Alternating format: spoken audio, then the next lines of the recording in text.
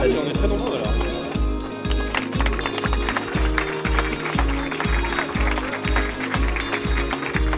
Bonjour à tous. Vous m'entendez?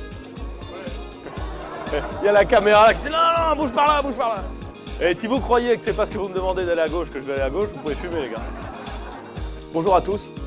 Et merci d'être présents ce matin pour l'inauguration de cette permanence. Merci d'être aussi nombreux. Le local de campagne, c'est un peu le centre névralgique, le centre nerveux d'une campagne. Et donc évidemment, c'est un endroit important. Et c'est vrai que ça marque pour tous ceux qui ont envie de participer à la campagne. Pas simplement pour ceux qui ont envie d'être candidats, mais pour ceux qui ont envie de donner un coup de main, de distribuer des papiers, de passer des coups de fil, d'organiser les manifestations. Ça donne un petit peu le point de départ pratique, réel de la campagne.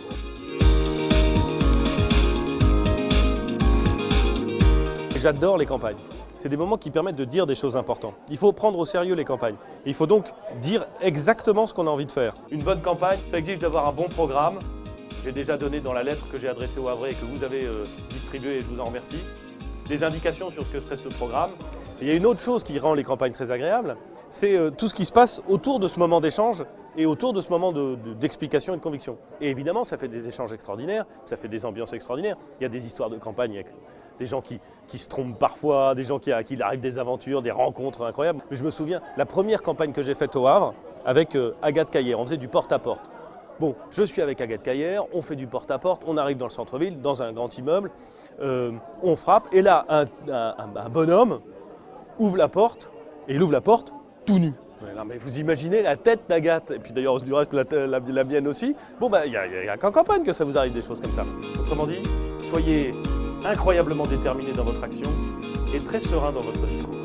C'est ce que les Havrais attendent, et ensemble, je suis certain qu'on va pouvoir faire gagner le Havre. Merci à tous et bonne campagne.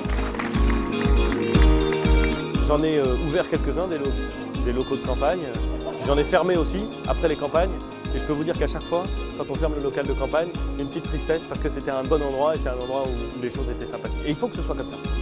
Le 23 ou le 30 mars, allez voter. Et rendez-vous le 5 février pour la présentation de la liste. Et rendez-vous pour le 5 février pour la présentation de la liste. Et bonne année. Il y a un programme très sérieux, il y a une vision claire pour le Havre. Et puis il y a une équipe derrière lui qui le soutient et donc on ne peut que gagner, je l'espère.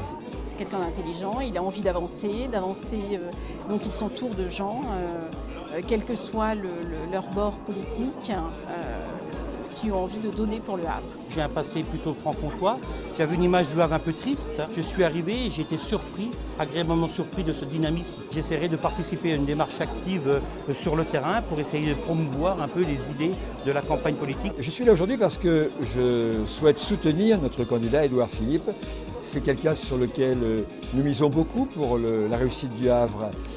J'admire beaucoup son dynamisme et sa compétence.